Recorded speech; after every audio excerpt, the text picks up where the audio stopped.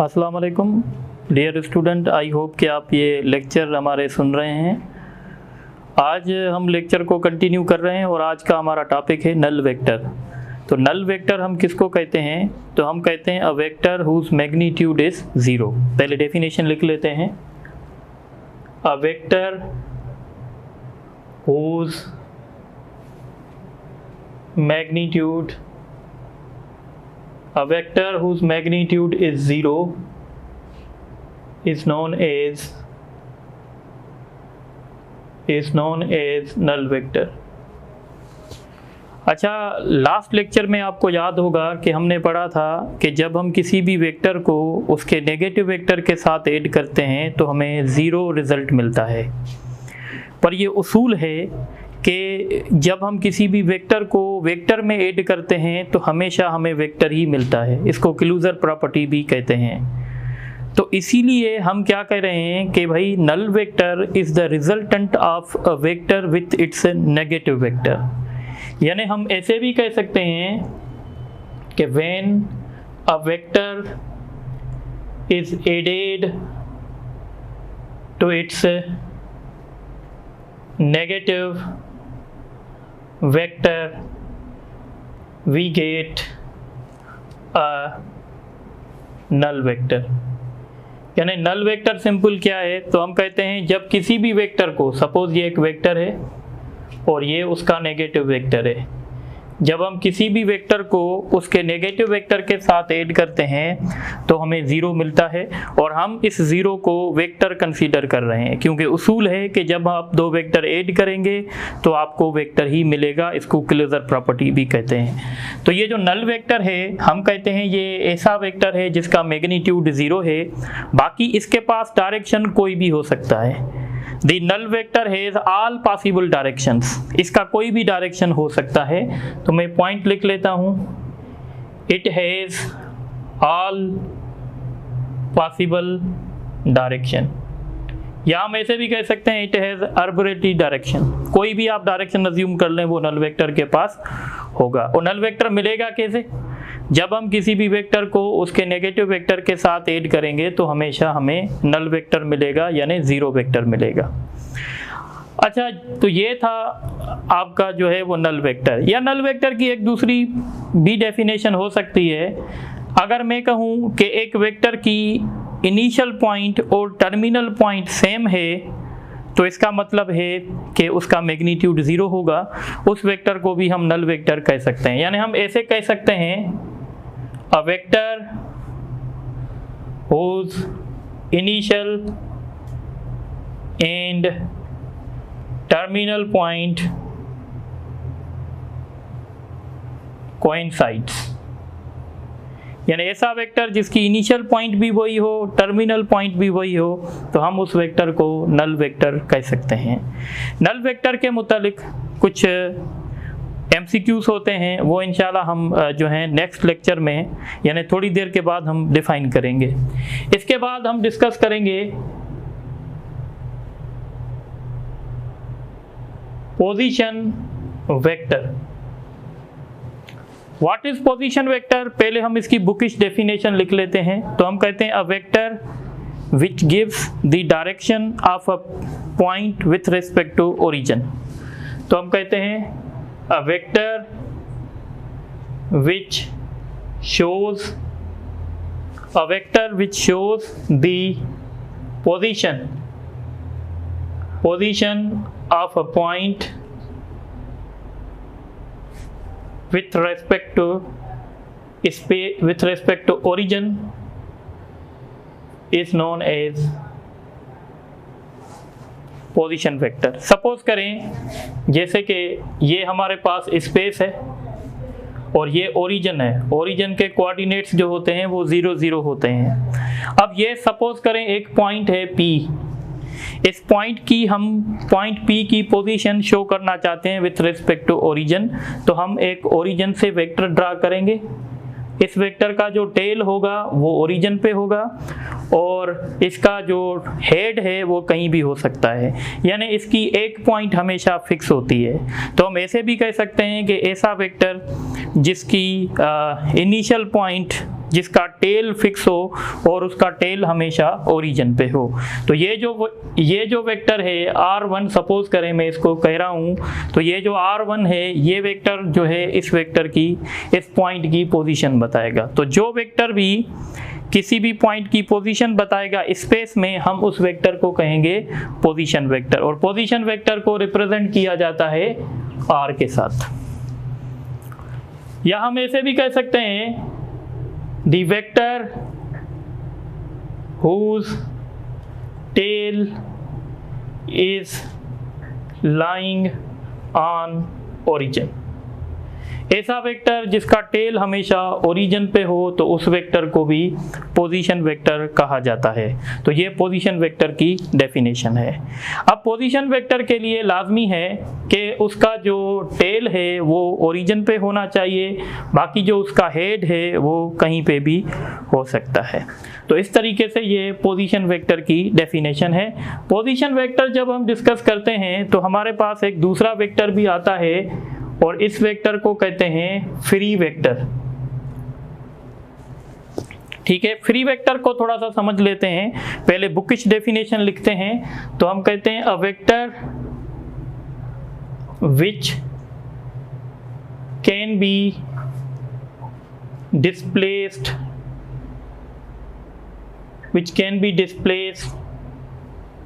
parallel to itself and can be applied at any point is called free vector. Free vector वो vector होता है जिसको हम कहीं पे भी अप्लाई कर सकते हैं और हम उसको किसी भी वेक्टर के पैरेलल जो हैं वो डिस्प्लेस कर सकते हैं। सपोज करें ये एक हमारा वेक्टर है, ये वेक्टर है A।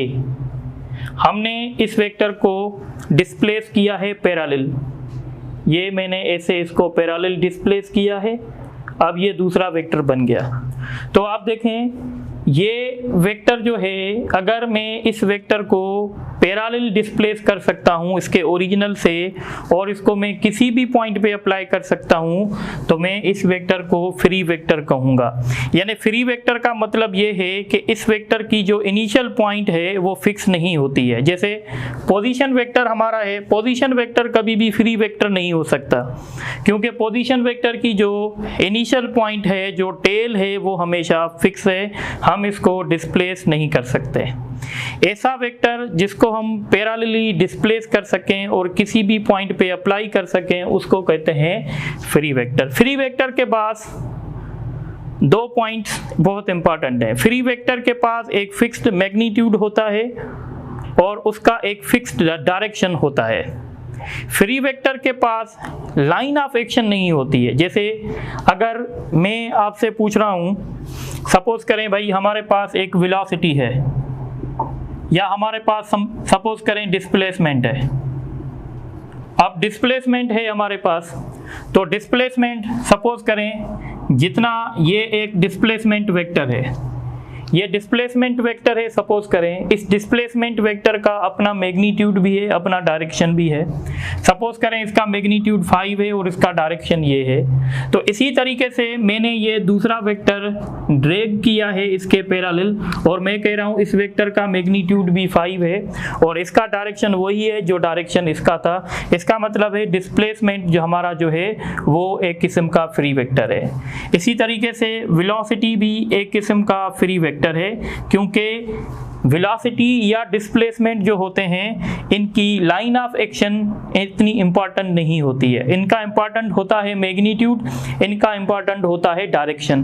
पर जैसे आप बात करें फोर्स की, तो फोर्स जो है वो फ्री वेक्टर की कैटेगरी में नहीं आता है क्योंकि फोर्स के पास 3 पैरामीटर्स होते हैं, मैग्नीट्यूड, डायरेक्शन और लाइन ऑफ एक्शन। अगर आप फोर्स की लाइन ऑफ एक्शन चेंज करेंगे तो आपका वेक्टर जो है वो इफेक्टेड हो जाएगा। कैसे देखें, सपोज करें ये हमारी एक बॉडी है और ये इस बॉडी की एक्सिस ऑफ रोटेशन है, ये इस बॉडी की एक्सिस ऑफ रोटेशन है और सपोज करें ये line of action of force है या ये point of action of force है, यहाँ पे मैंने फोर्स अप्लाई किया, ये फोर्स की लाइन ऑफ एक्शन कहलाएगी।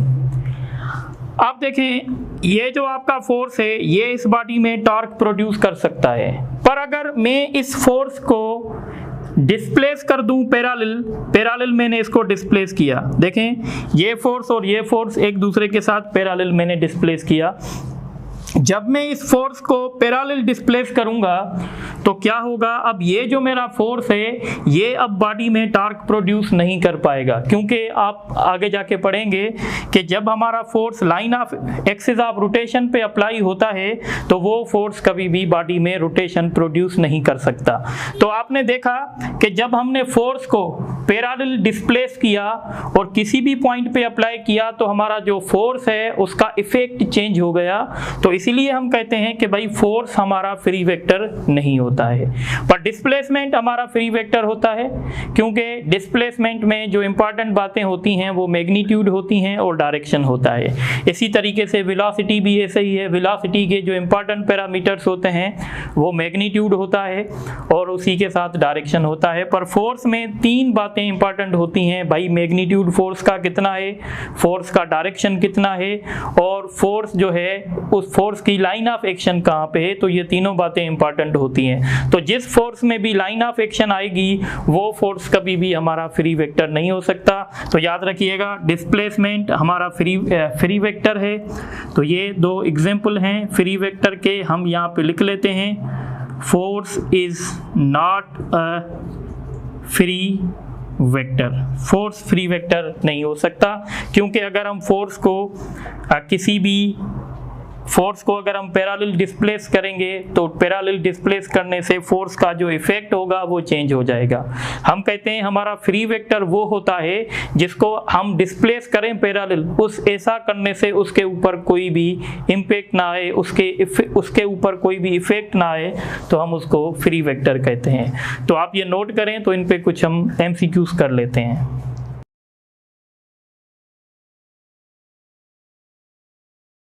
अच्छा, अब हम ये भी समझ लेते हैं, कभी कभी आता है डिस्प्लेसमेंट वेक्टर। भाई डिस्प्लेसमेंट क्या होता है, तो हम कहते हैं it is the space between two points. तो अगर आप एक पॉइंट देखें P और एक पॉइंट देखें Q, इन दो पॉइंट्स के बीच में जो डिस्टेंस होगा उस डिस्टेंस को या उस स्पेस को हम कहते हैं डिस्प्लेसमेंट। अब देखें डिस्प्लेसमेंट कैसे निकालेंगे। सपोज करें आपको डिस्प्लेसमेंट चाहिए, भाई आपको डिस्प्लेसमेंट चाहिए PQ, डिस्प्लेसमेंट वेक्टर PQ, यानी P और Q के बीच में कितना जो है वो डिस्प्लेसमेंट है। तो जब आप PQ डिस्प्लेसमेंट निकालेंगे तो अब आप एक बात का ख्याल रखेंगे कि P जो है वो आपका टर्मिनल पॉइंट है और P जो है वो आपका इनिशियल पॉइंट है और Q जो है वो आपका टर्मिनल पॉइंट है। तो जब आप डिस्प्लेसमेंट लिखेंगे और ये जो पॉइंट P है इसको जो रिप्रेजेंट कर रहा है वो पोजीशन वेक्टर R1 कर रहा है और इसको जो रिप्रेजेंट कर रहा है वो पोजीशन वेक्टर R2 कर रहा है। तो आप पोजीशन वेक्टर PQ कैसे फाइंड करेंगे, आप डिस्प्लेसमेंट वेक्टर PQ कैसे फाइंड करेंगे। तो आप लिखेंगे कि भाई Q में से, यानी जो इसका हेड होगा उस हेड में से आपको टेल जो है वो माइनस करना पड़ेगा। तो आपको करना पड़ेगा R2 माइनस R1। ये जो R1 है ये पोजीशन शो कर रहा है where R1 is position vector of P और R2 is position vector of Q। ये इसकी पोजीशन शो कर रहा है। पर इसी तरीके से अगर आपको पोजीशन वेक्टर चाहिए QP, तो जब आपको डिस्प्लेसमेंट वेक्टर चाहिए QP, जब आपको डिस्प्लेसमेंट वेक्टर QP चाहिए तो अब ये आपका टेल बन गया है और ये आपका हेड बन गया है। तो अब आप करेंगे R1 माइनस R2, यानी अब आपके वेक्टर का मैग्नीट्यूड तो सेम रहेगा पर अब आपके वेक्टर का डायरेक्शन जो है वो चेंज हो जाएगा, क्योंकि अब आपका जो हेड है, अब जो आपका टेल है वो Q बन जाएगा और आपका जो हेड है वो P बन जाएगा। तो इस तरीके से जब PQ लिखा होगा तो आप कैसे फाइंड करेंगे और QP लिखा होगा तो आप कैसे फाइंड करेंगे। इसी तरीके से हम बात करते हैं परपेंडिकुलर वेक्टर्स की। Perpendicular vectors, what are perpendicular vectors, या इसको नॉर्मल वेक्टर्स भी कहते हैं, परपेंडिकुलर वेक्टर्स या नॉर्मल वेक्टर्स। तो हम कहते हैं द वेक्टर्स,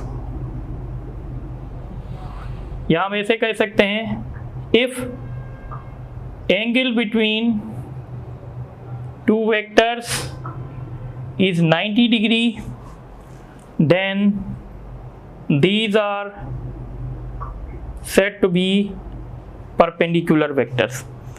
अब हमें कैसे पता चलेगा कि भाई ये वेक्टर जो हैं वो परपेंडिकुलर हैं? तो मैं आपको एक हिंट देता हूँ। अगर दो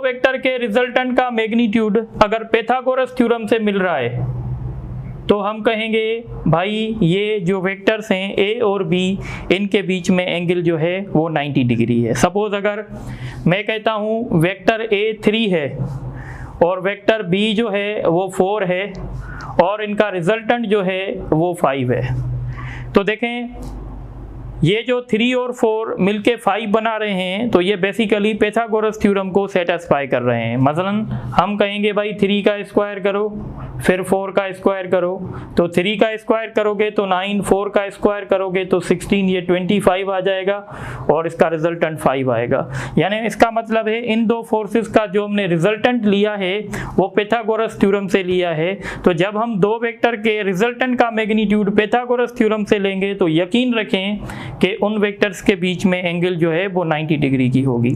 और दूसरी बात आपको ये भी याद रखनी है, अगर दो vector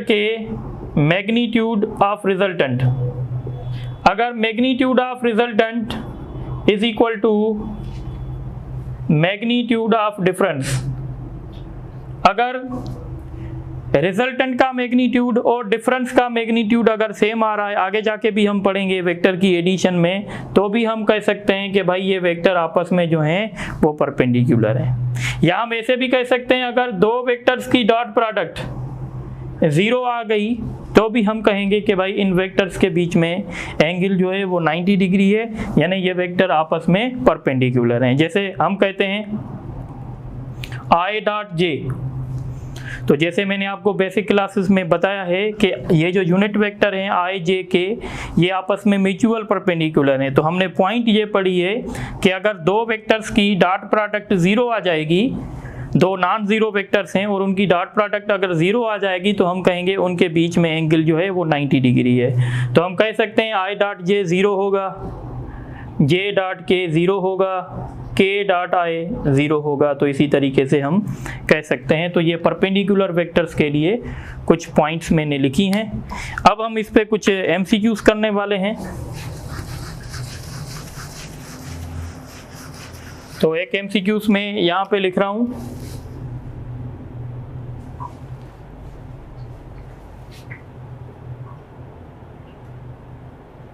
for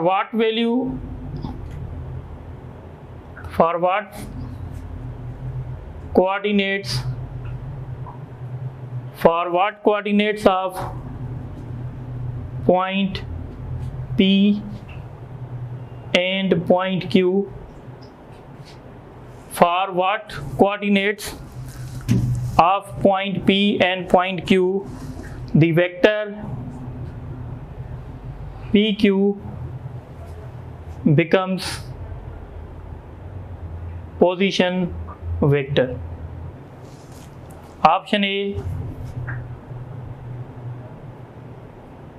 P is equal to 2, 3, 4 and Q is equal to 5, 4, 9। Option B, P is equal to 0, 0, 0, Q is equal to 0, 0, 0। Option C, P is equal to 4, 5, 6 and Q is equal to 0, 0, 0। Option D, P is equal to 0, 0, 0 and Q is equal to 2, 3, 4। तो आपसे question कर रहे हैं कि भाई P और Q के coordinates क्या होने चाहिए ताकि आपका वेक्टर जो PQ है वो पोजीशन बन जाए। अगर आप इसमें देखेंगे तो जब हम PQ वेक्टर लिखते हैं तो इसका मतलब है ये इसकी जो है इनिशियल पॉइंट है और ये जो इसकी है वो टर्मिनल पॉइंट है। देखें, अगर हम इस वेक्टर को पोजीशन वेक्टर करना चाहते हैं तो पोजीशन वेक्टर की जो इनिशियल पॉइंट होती है वो हमेशा ओरिजिन पे होती है। अगर ये ओरिजिन पे होगी तो इसके कोऑर्डिनेट्स 0 0 होने चाहिए, यानी P के कोऑर्डिनेट्स 0 होने चाहिए और Q के कोऑर्डिनेट्स कुछ भी हो सकते हैं। तो इसका राइट ऑप्शन जो है वो D होगा कि भाई P के कोऑर्डिनेट्स 0 रखने पड़ेंगे, Q के कोऑर्डिनेट्स कुछ भी हो सकते हैं। इसी तरीके से एक दूसरा MCQs है,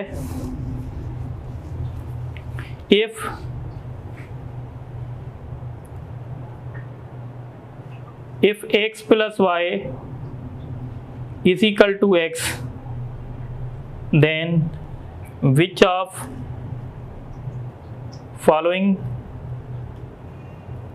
the following is correct? Option A, x is negative vector of y. Option B, x and y are unit vectors. Option C, x is null vector. Option D, y is a null vector। तो question बहुत आसान है कि हम x plus Y यानी एक vector x में vector y add कर रहे हैं और हमें रिजल्टेंट x मिल रहा है। इसका मतलब है कि y जो है वो एक नल वेक्टर है। जैसे मैं अगर कहूँ भाई 5 में कुछ भी ऐड करो रिजल्ट आपको 5 मिलेगा, तो इसका मतलब है आपने 5 में क्या ऐड किया है, 0 ऐड किया है। तो मैंने यहाँ लिखा है कि भाई x वेक्टर में हम कुछ भी ऐड कर रहे हैं और रिजल्ट हमें x ही मिल रही है, तो इसका मतलब है कि y जो है वो हमारा एक नल वेक्टर है। तो इसी तरीके से ये 2 MCQs हो गए। इसी तरीके से एक MCQs और कर रहे हैं।